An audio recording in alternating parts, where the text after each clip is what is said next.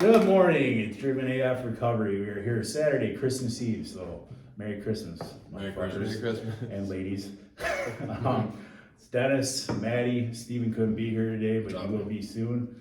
And our buddy Alex. We brought him in because he's got a pretty good story, and then we were just gonna bullshit like we usually do. So, Alex, you want to tell everybody a little bit about where you came from and what you're doing? Yeah. So I think like when we were talking before this, just about the winter storm, and how cold it's been, and thinking about like how grateful I am to have a place to go home to, and not have to worry about being out in that cold. A 10-second walk to the car is like hell, and thinking back to like last year, how I was on the street and I was living out here, and didn't have anywhere to go, and in Chicago, riding the blue line, all night, and them, the CTA, they don't allow people to go to O'Hare that late at night from midnight to 4 because they don't want homeless people at the airport, and you'd have to just stand outside, just kind of waiting for the next train to come. It'd be like 45 minutes to an hour, just out in the wind, and thinking back to like how did I survive that, and the amount of people that would be on the platform with me in the same predicament. There's probably 40-50 people just kind of huddled together, trying to do drugs hidden from each other to stay warm, and no one wanted to ask each other for their drugs, and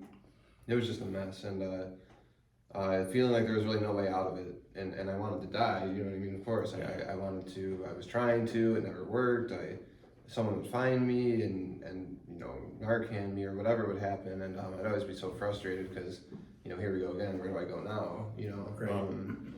And it wasn't until, certain things just kind of lined up from November of last year, right after Thanksgiving. I relapsed. I left, I was in Joliet actually, and I left, and I knew what I was walking into. I made the decision to do it, and just accepted it, I was gonna say, if I'm gonna do it, like, I'm gonna go all the way, and go be homeless, and just hopefully die. I took out a loan from a tribal lender who I should have never taken from.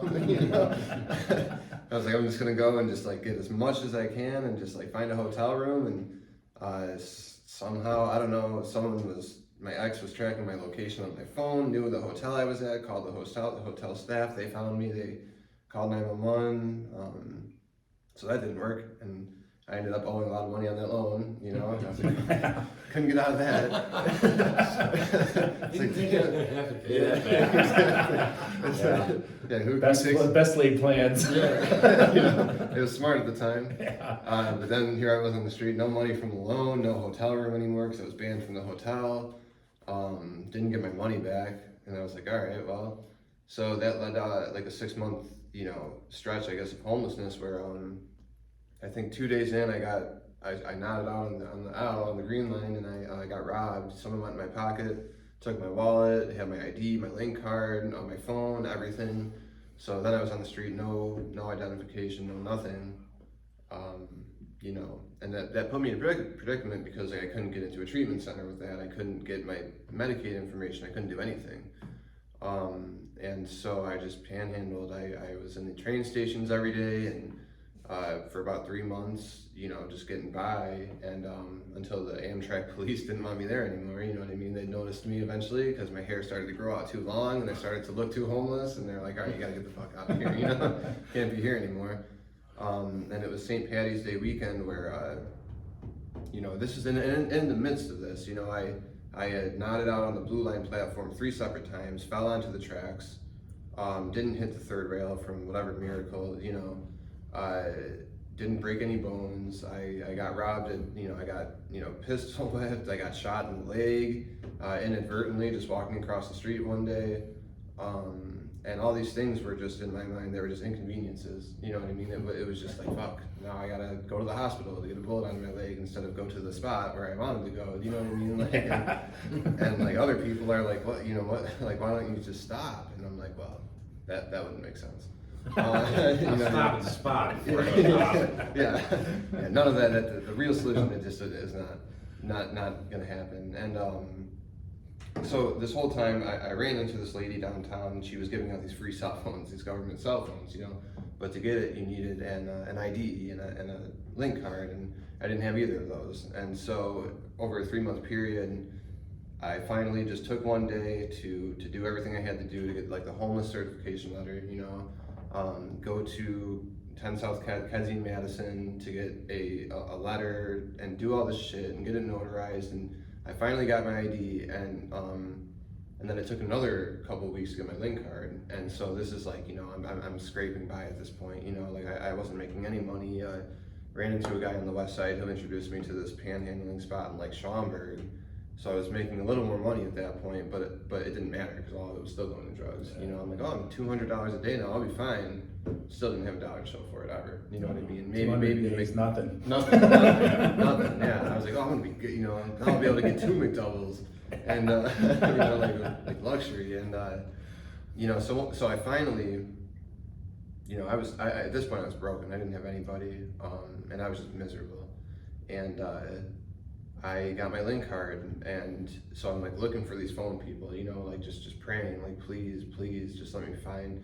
And of course I didn't for another 2 months. And towards the end of March, one day I just happened to be on Pulaski on the Blue Line Pulaski stop, and I was walking across to go to where I would pick my stuff, my shit up, and I had $1 left in my pocket, and I was hungry. I hadn't eaten for however long, you know what I mean? And there was a gas station on the north side of 290 that sold like cosmic brownies for 50 cents, And so I was like, well, at least I'll be able to get the cosmic brownie. So because of that, had I not been hungry that day, had I not had that $1, I would have just gotten right back on the train.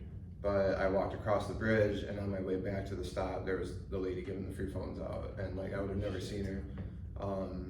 And it was a funny story because, I'm waiting there for her to like connect my thing and do the link card thing, and there's like, this crackhead like trying to steal all their phones, like while they're giving me my phone, like literally just walking up trying to take their phones, and the ladies are like trying to fight them, and I'm like, can I please just have my phone, please? I just want to go. Like, they're like, I'm so sorry, sir. I'm like, it's okay, and so I'm like praying they don't call the cops because like I'm here too, and I'm like, oh God, please let me get the phone. But this is after 6 months of not talking to anybody. Like everyone thought I was dead. My parents had me on a national missing persons list. Like I had no idea about any of it. You know what I mean? And so I got my phone, and I protected that thing with my life. Like it was the terrible like shock. The brand was Shock.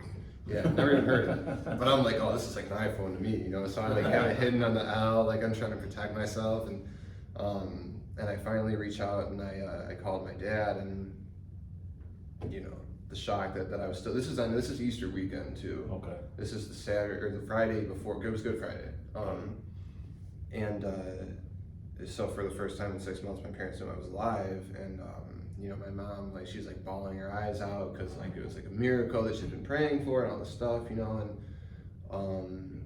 so the next day I made a commitment. I got as much drugs as I could, because I'm like, okay, I'm gonna like make That's your commitment. I've been there too, bro. I'll see you guys later. Thank you for answering my call. And no, but I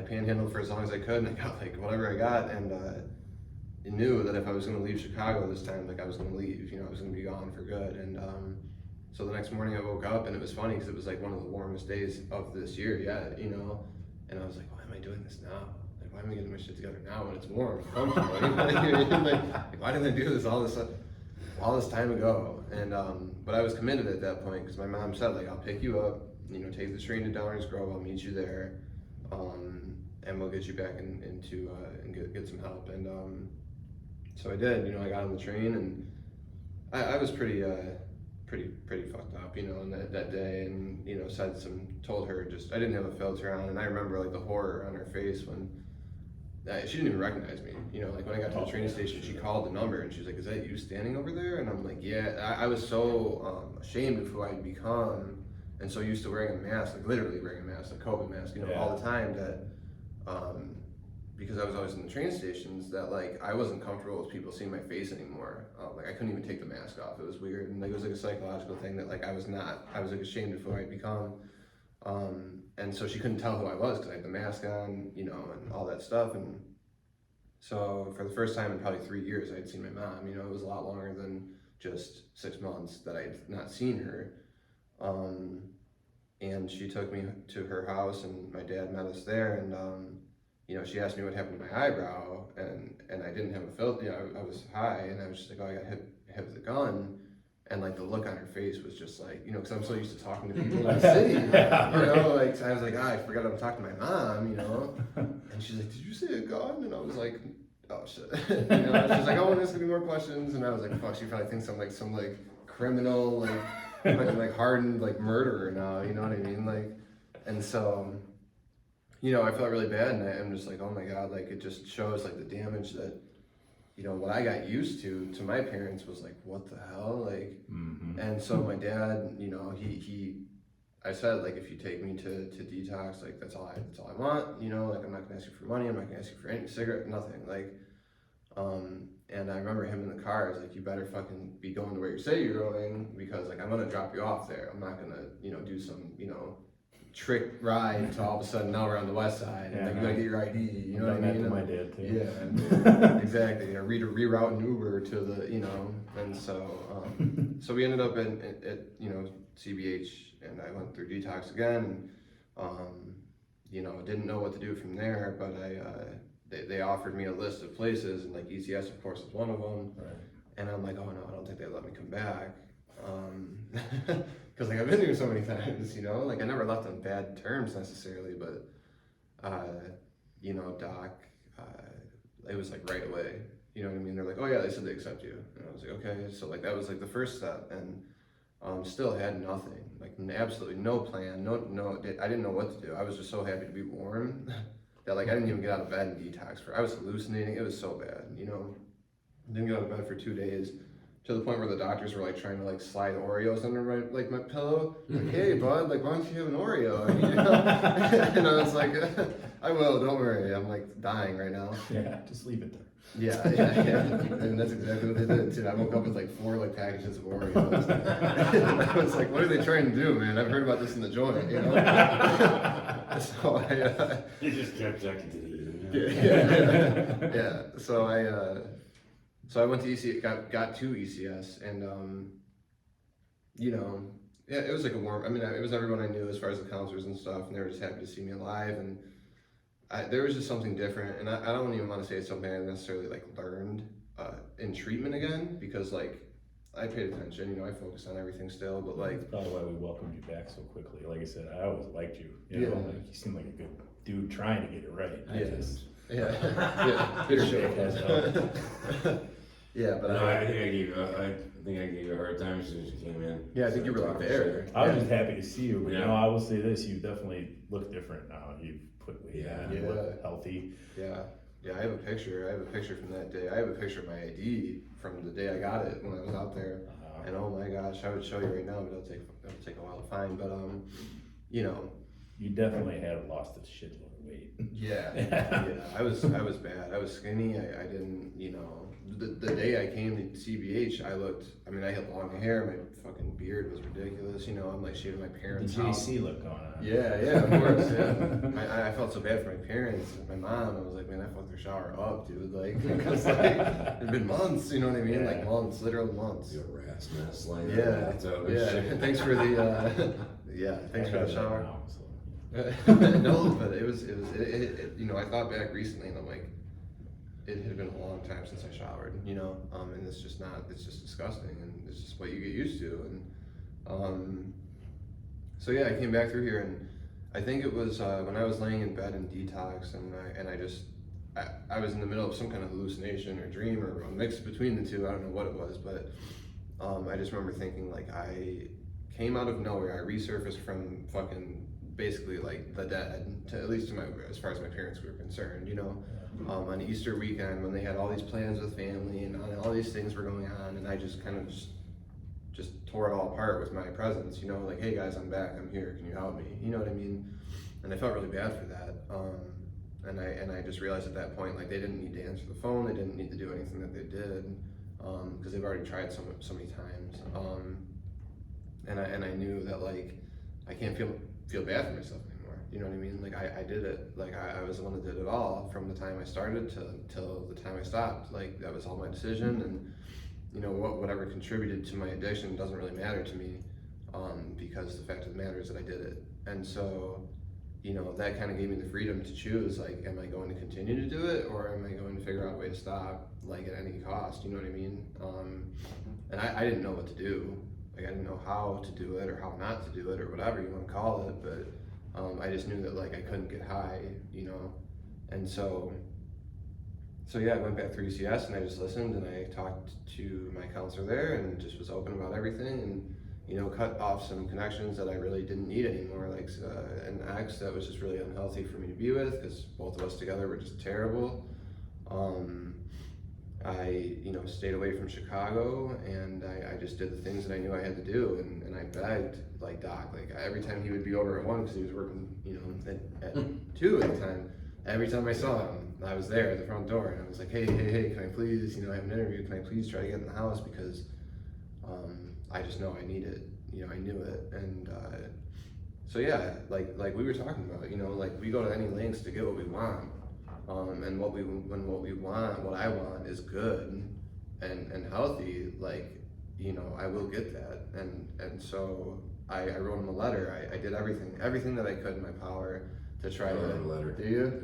Yeah. Everything I could to like try to like just get one opportunity because you know, I knew that it was serious and now what it's been, I think almost like 8 months now, and you know, I went from having a pair of clothes that wasn't even mine, you know, like it was my stepdad's, like, because what I was wearing for the winter was what I was wearing for the winter. It was my outfit, my winter outfit. You know what I mean? Like nobody has a winter outfit. Like, Only winter outfit. Yeah. That was like my one thing, and like so, you know, I came in like with absolutely nothing, and you know, had no car, no job, no money, no nothing. Now you got like 2 winter outfits. Yeah, exactly. I got this one And a coat. And a coat. Yeah.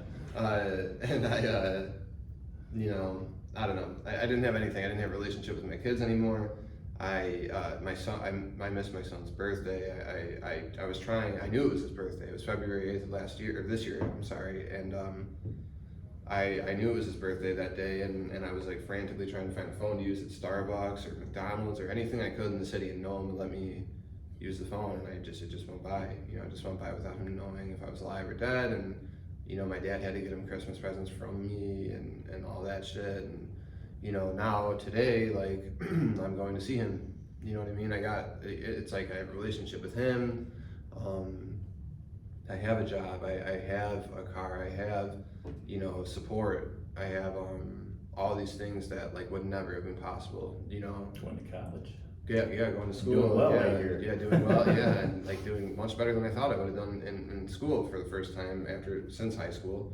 And you know, it's not just because I stayed clean, but it's because I surrounded myself with people that really had goals. You know, like more than just staying sober. Because like, you know, after doing this so many times, it's important and it's the baseline. I think it's the foundation of anything. But it's not enough. You know, it's for quality life. I don't think it's ever. It's the first step towards building, you know, the life you want. It's the way I see it. That's just my personal view on it. But like, without that, everything else ain't gonna happen anyway. Yeah. But that ain't enough to just live. No. And not stay sober and actually fulfill yourself as a human. Exactly, and especially with us, like we were talking about, like with the drive we have, like that would just be a waste to just stay clean and just not use that same drive to succeed, you know what I mean? I don't even think that would work for me. Mm-hmm. I'm like, I've been driven my whole life, before drugs, during drugs, now after drugs. It's just, what have I directed it towards? Yeah. You know, that's really, and I don't know, I mean, we see a lot of addicts, and I haven't met anybody in any of the groups that have brought this almost every time, like, we're extremists. Everybody, you know, we are. Mm-hmm. So, but that's not necessarily a curse, like we were talking about earlier. What are you gonna use it for? You can choose, you have the choice to do whatever the fuck you're gonna do. You can kill yourself and destroy, or you can build and, you know, be an inspiration for other people, which you have definitely become, which is why I wanted you to come in. You know, like, you know, you are to me. Like, I love seeing shit like this because it's rare. Unfortunately, I mean, hopefully that changes. But, I hope so too. And you know, I thought it'd be a pretty good story for, well, essentially is a Christmas episode, but like, what do you think? Do you think?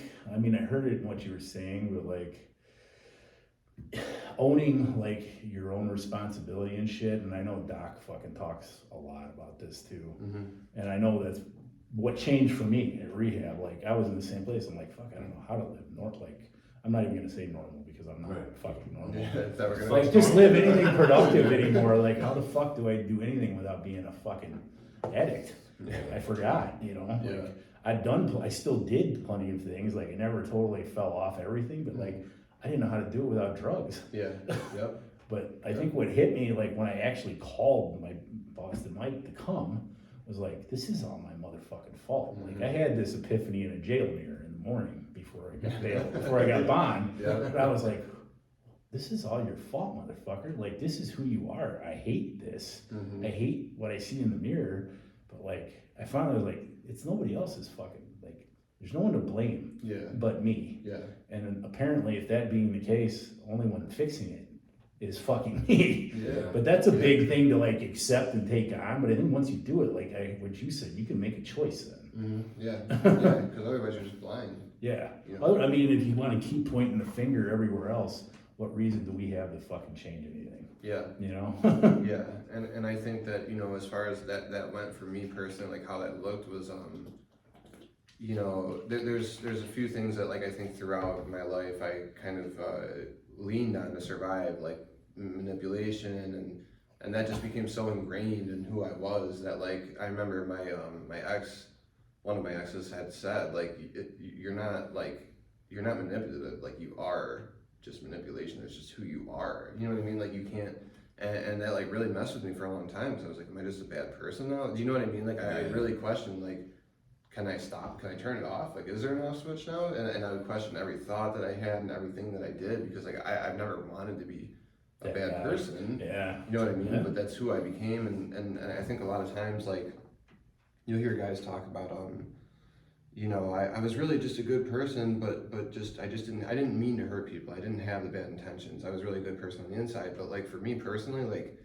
it kind of helped to realize like I wasn't really a good person anymore. You know what I mean? Like after you do things for so long, like anyone on the outside is going to say, well, you are what you do. You are what you are. You know what I mean? Not what you intend. Yeah, your intentions don't matter if they don't line up with your actions. You know what I mean? And it's true. I never wanted to hurt my family. I never wanted to lie. And I don't think any one of us did. Yeah, really. But in the end, exactly. And I didn't know how not to. And so when I realized that, like, one of the biggest things for me was like the accountability and the honesty thing.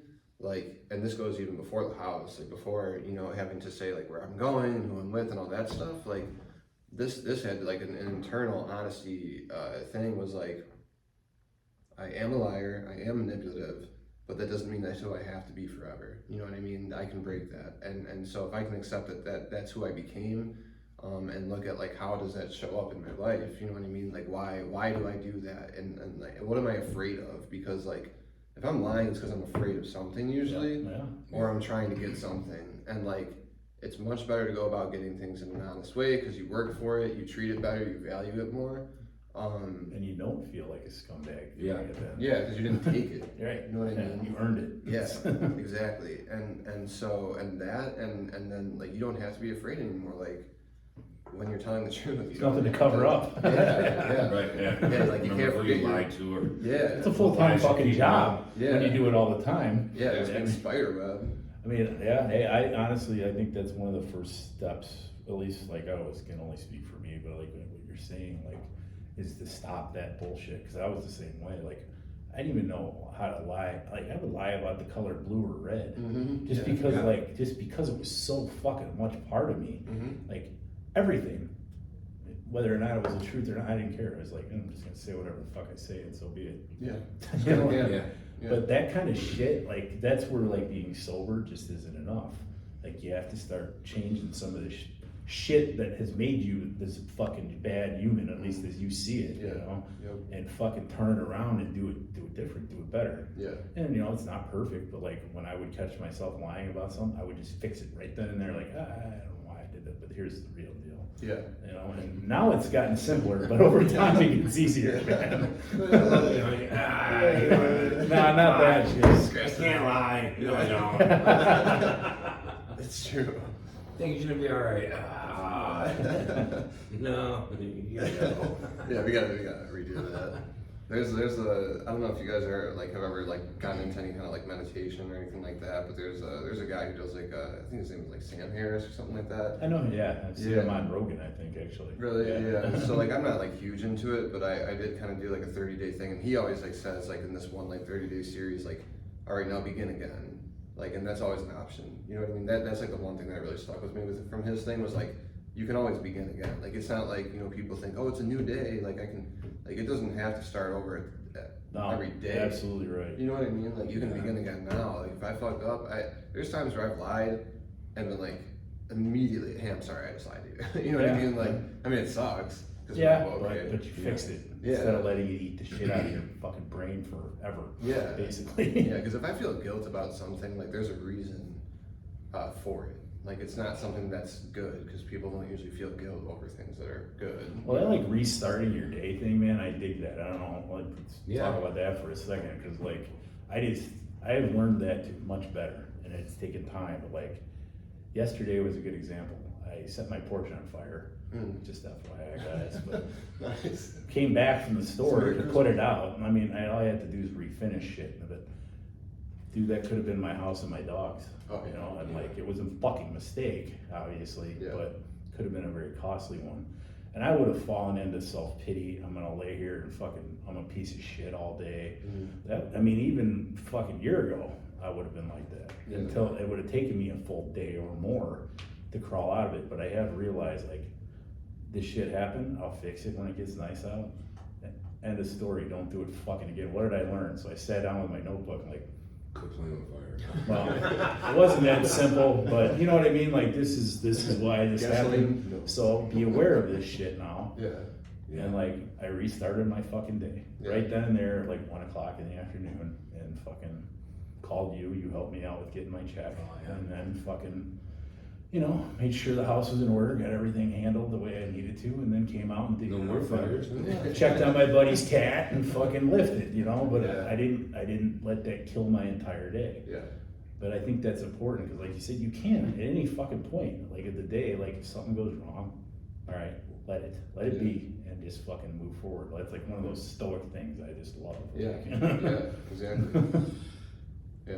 And I think that You've fucking always been good at this. Yeah. It's like- Yeah, it's over with. Well, at least since I've known you, you've been good at this. We'll put it that way. But Yeah. Well, you know, I finally got to that point where, like, what's done is done. You know, if I let it take up any kind of negative real estate in my head, if it's not going to positively impact my life or my future, I've got no time for it. I think that's so fucking, and that's such a huge thing to get a handle on. Yeah. If you want to keep moving forward instead of fucking be stuck. Yeah. Yeah. You know, it used to be something that I struggled with a lot. Like, I was bad about it. I couldn't let anything go, you know? And for years and years, I struggled with that. Like, that was my worst fault, was hanging on to shit, resentments, fucking, you know, blaming everybody else, being pissed off all the time. You know, until I finally, like you said, I looked myself in the fucking mirror one day. You know, I'm like, this isn't everybody else's fault. You know, like, It's a hard fucking conversation. right, you know, I went to prison. Yeah. I lost custody of my son. Yep. But here I am mad at my sister and my mom because they didn't step up and take care of my kid. It's not their fucking responsibility. Yeah. You know, like, that's my fault. I did that. You know, so like, I mean, just in all aspects of my life like that, you know. So I stopped being mad at everybody else, and I stopped getting mad at myself. Like, what's done is done. Yeah. I can sit here and I can fucking dwell on, oh man, well maybe if I did this, maybe it wouldn't have. Who fucking cares? Yeah, that shit, I say that. all the Maybe, time. yeah, maybe it didn't work out. You know, this is what it is. Yeah. So if it's not gonna benefit me, I let it go. I shrug it off. You know, I'm not gonna have a bad day over something that I can't change. Like, you know, I mean, you've said that before too. Like, you know, take control of things you can, let go of things you can't. Yep. Yeah. Well, I mean, that's a serenity prayer for a reason, right? Yeah. You know, and I just heard something interesting that came from some fucking Stoic Roman fucking thing, actually. And I didn't know that before. And I was like, wow. Oh, the Serenity Prayer? Yeah. Oh, I didn't know that. It's in that book I recommended, Okay. actually. Yeah. It quotes it in whatever the fuck language. Maybe it was Greek. I don't know. It's some Probably Greek ancient or shit. something, Yeah. yeah. But at any rate, I found that interesting because I was like, wow, fuck, look at that. Yeah. It goes back to the ancients. Yeah. Yeah, and like that, and that's like what you guys, you know, talking about that. Like I have found that like life, like it doesn't just like nothing just happens usually by accident. You know what I mean? Like some opportunities I guess can fall in your lap, but like if you're not like being like you said, like you sometimes you have to accept the fact that like life is difficult.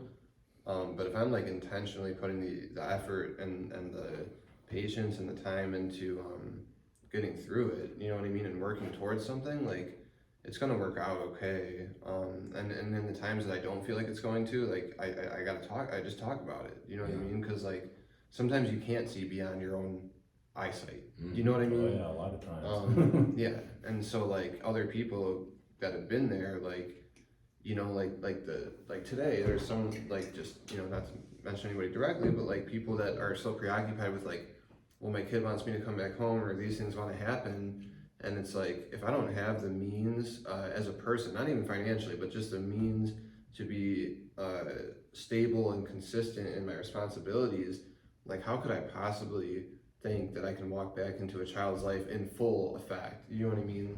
Yeah. And think that I can just swoop back in and be the dad that I meant to be the whole time, because like I don't even know how to be my own fucking, like I don't know how to take care of myself. And you know, it's just, I think that like that it just takes time and it takes effort and it takes consistency, and you know, without those things, like, you know, none of this works. Yeah. And so I think responsibility, it's not just like a one-time thing where like, it was me, I did it all along, and now I can just act like it wasn't me. You know, I had to like live that out every single day. Well, now you have the responsibility of doing it better. Yeah. You know, that is the new responsibility, basically. Yeah. And that just grows. Yeah. I mean, I'm responsible for all kinds of shit I never would have imagined I would be, but that also is a big part of purpose for me, and that keeps me going. Oh yeah. You know, when I don't feel like doing it, well, fuck, I got a bunch of people that rely on me too. Oh, yeah. So, Yeah. whether I feel like it or not, you better go do it. And then I do feel like doing it once I get there. Yeah. Yeah, it's like this morning. You know, I was still laying in bed when you called, dude. It's 8:30. My kids crawling all over me. Oh, God, I do not want to get out of bed. Man, he's like, I'm on my way. I'll see you there in a little bit, fucker. I'm like, yeah, dude, I'm up. I'm there. It's You know, it's like everything falls back on that fucking honesty thing. I agree. And you know what? I was going to bring this up and I forgot. Sorry. Actually, go ahead. I got it in my head now. Never mind. When you said I'll say it. Hopefully you don't forget. My bad. No, but I'd forgotten and it came back to me. When you're talking about being honest, like with other people, like it actually allows you to be honest with you. Yeah. But then your self-awareness can actually do something. Like, because I would just lie to myself about all kinds, you know. Oh, that's a great idea. Yeah. That'll be And good. convince yourself. And believe it. And then you want to lie to everybody else. I You wanna manipulate convince myself. them Yeah. to believe that, you know. Yeah. Well, it's easy once you've already manipulated yourself. All right, well, now I have to sell it to these people. Yeah. Yeah, when you believe your own lies enough that that people are, like I've, you know, people talk about gaslighting people, you know, and I'm like, I'm not gaslighting you, I'm telling you the truth, this is what happened. They're like, that's not what happened, you know what I mean? I'm like, no, I swear to God. And it's just like, Yeah, they're like, dude, I was there. yeah, it's like me, I was there too, you know what I mean? I know. So, what were you gonna say? I don't know, I forgot. I'm a No, like just, I mean, everything we talked about, like, you know, it's like, even everything in any of the other videos, like, it all still, everything boils back to that honesty, you know, like getting honest with yourself, you know, living an honest life, you know, and like, if you're gonna do that, like, you have to live an honest life in every aspect of your life, like, not just your recovery, you know, or not just, you know, certain aspects of your life, like, you know, because, I mean, we've had this conversation with people very close to us that, you know, you you can't live an honest program and an honest life, you know, in front of people and when you're, you know, doing recovery stuff, you know, but then be out there on like scumbag shit when it comes to like women or your friends or your family, you know what I mean? Like, you have to be honest 100% of the time. Across the board on like the span of the things you do in life, right?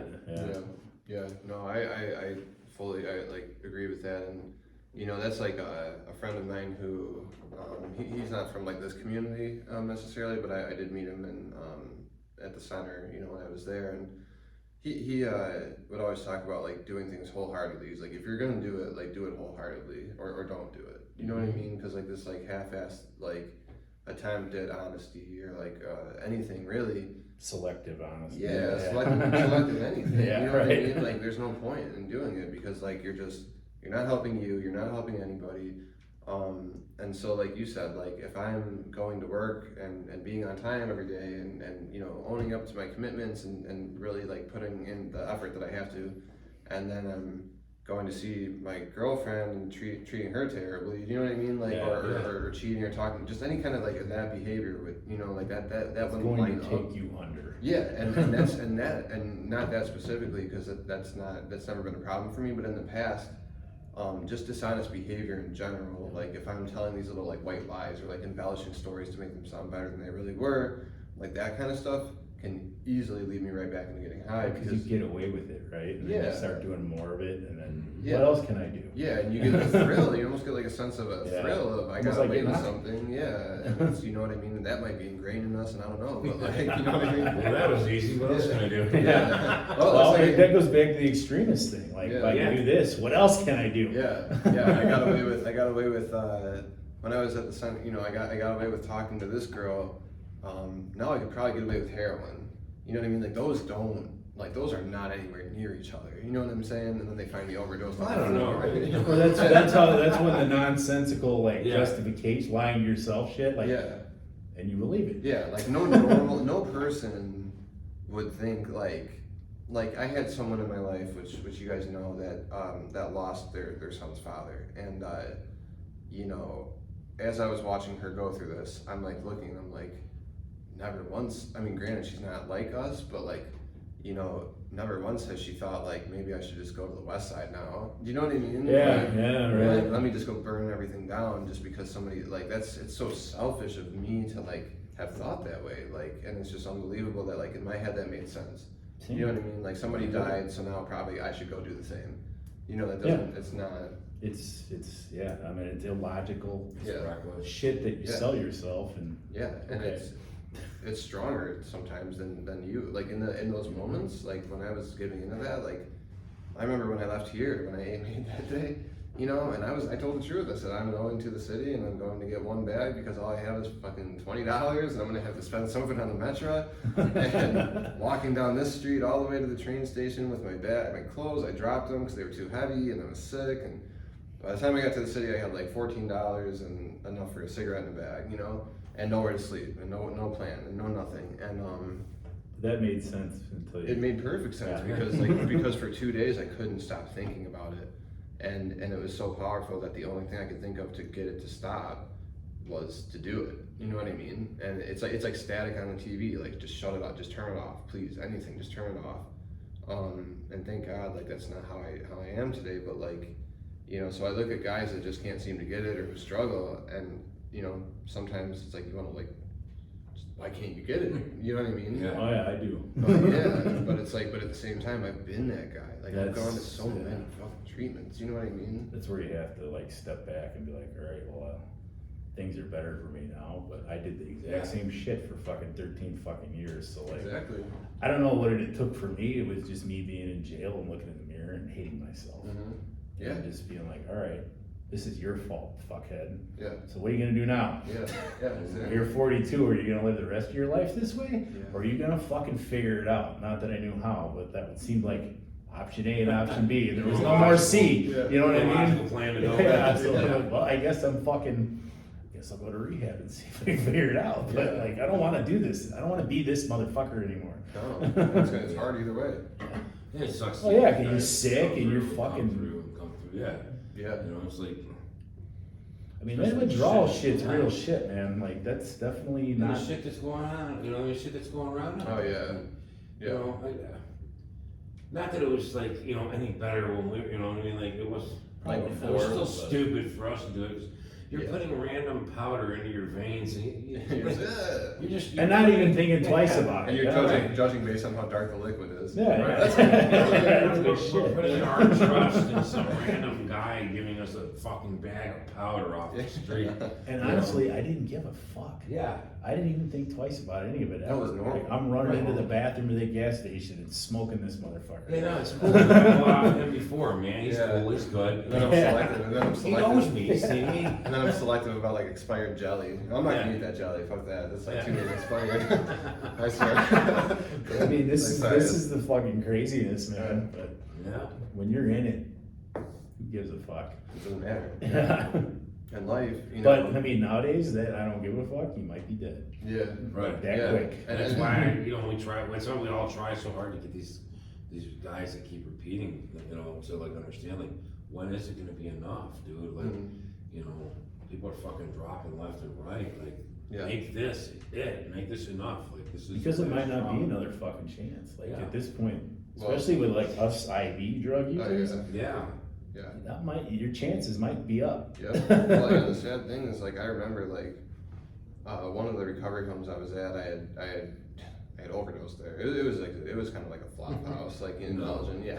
Yeah. I mean, like, people, it was like, and it was acceptable to do that there. We You don't know what I mean? have Yeah. that. So like they ended up letting me come back and from the hospital, and long story short, I was obviously supposed to not do that again, and then I did do that again, but they didn't know, but they were gonna drop me, you know. And so anyway, they did drop me. I dropped dirty, and then I dropped dirty for fentanyl, and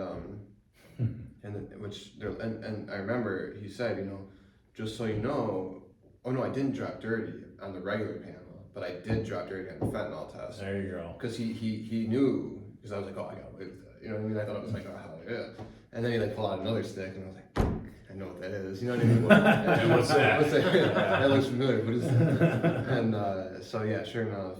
And he's like, you know, just to let you know what you're doing is fine. And I remember thinking like, duh, like that's why I went there. You know what I mean? Yeah, Like, right. like that's not you know, Obviously. yeah, right, dude. Yeah, and so like, you know, that keeps going off. So, you know, it's the thing is like people say, well, this might be your last chance. Like this, you got to get in. For me, I was like, I hope so. Fuck, I don't want to do Yeah, this there's anymore. times I've been Yeah, there and too. that wasn't even just times. That was my permanent mind state. If I'm gonna relapse, like I am so ashamed of myself in that moment, and so. It's not like I thought I was gonna have a good time. You know what I mean? Like I wasn't. No, I that wasn't. died a long time ago. I'm certainly gonna try. yeah, it's gonna. Yeah. Oh, you know. Hopefully, but Yeah, I know, yeah, I'm going all out. Yeah, I know I'm that. selling like, the house, I'm yeah. draining the accounts too, Yeah, grabbing I- the titles to the yeah, car. everything. Yeah, and I look at some of the people that go back out, and I see them again in a week, and I'm like, good for you. You know what I that's mean? quick. Yeah, because I'm like, man, I didn't. You know, and the sad thing is like I'm not, I'm not like trying to brag. What I'm saying is like that's the point where I got was that I'm no longer confused. Like it's going to be terrible, and I want to end it as quickly as possible, not by getting clean, but by dying. And for whatever reason, God, which is what I believe in, but whatever people might believe in, the railroad tracks didn't kill me, the gunshot didn't kill me, the many overdoses didn't. You know what I mean? And it had nothing to do with myself. And so I just look back at that and I think like, even if it's a struggle and I didn't want to be here at that time, like I am grateful now. Do you know what I mean? Because things you're have gotten. probably still here for a purpose. Yeah. That's the way I look at it. Yeah. And I've read, I know you guys probably know, like I've studied all the religions just out of sheer curiosity, and like I'm not like subscribed to any particular one. I believe there's something, and that's good enough for me. That's higher power, whether it be Yeah. God, Allah, Buddha, I don't care. Yeah. Like it doesn't matter to me. But when I didn't die after that 4 minutes, like the February before I came here, Mm-hmm. and that didn't clean me up right away, obviously, but I was like, well, fuck, I did enough shit to kill a horse, because that was the point. Mhm, That's yeah. why I wanted it to happen. Yep. I'm like, and it fucking didn't. Yeah. So What what can't the even do that, right? Well, I thought, honestly, that was my thought when I woke up in Silver Cross. I'm like, fuck. Yeah. Been there. But then shortly after that, I was like, well, what the fuck? I'm here for something. What is it? Yeah. And then I was like, maybe it's to help my dad, which is definitely part of what I'm doing now. But like, I think there's a lot of things that I would have never gotten to do that I do now that probably matter at least a little bit. Yeah. You know, and Oh, yeah. that's the best thing you can probably do. You know? Yeah. Like you're here for a fucking reason, whatever that may be. Mhm. If you don't know, you're gonna find it, and Yeah. maybe you're already on the track. You know, but Yeah, and I'm grateful, you know, and I think that like right now the most important thing is, because it's hard, like when I come to like alumni and like things like that, it's like, well, what do you say, what do you talk about or whatever, and I think for me like the most important thing right now is just I'm content with like where I'm at and who I am and like at peace, like no matter, even if life is like difficult in the moment, you know, like the peace that I have isn't really contingent on what's going on in my life. Yeah. It's part of who I am because of who I am. You know what I mean? And so like I think the most important thing for me right now is like protecting that, and by doing that, or by saying that, I mean like, you know, when I see like bullshit going on that's around me, like I can definitely not engage in that. You know what I mean? Or at the house, like with, you know, recently with the shit, like that's not like I want to be around people who are doing the right thing or who have goals and who have ambitions, because like I'm still new to this. Like just because life is going well doesn't mean like this is how I planned it all along. You know what I mean? Like I just made a string. I just made a string of good decisions, and that can just be one bad decision away from a break in all of it. You know what I mean? So like that's what life I think really is a matter of, is just like a string of better decisions. You know what I mean? I mean, I'm 4 years in, and I still think I'm pretty new at it, but Yeah. I wouldn't have even had on the map a lot of the shit I'm doing right now. Like I didn't have it on the map for a fucking year, and then I started doing groups because I just got laid off, and I want to talk to Doc. I'm like, hey, I want to try and do something to get back. Yeah. And then like the gyms and like shit just came because I was making better choices, and I had made some fucking stupid ones too, but they weren't anything that, you know, like, and some of them had been pretty fucking, I went through some rough shit, but it's like, well, this is no reason to get high. Like, I still have my peace knowing that I'm a pretty decent person now. Yeah. And I'll go forth with that, and better shit will come, and it always does. Yeah. You know, like the dark times never last forever, unless you make them last forever.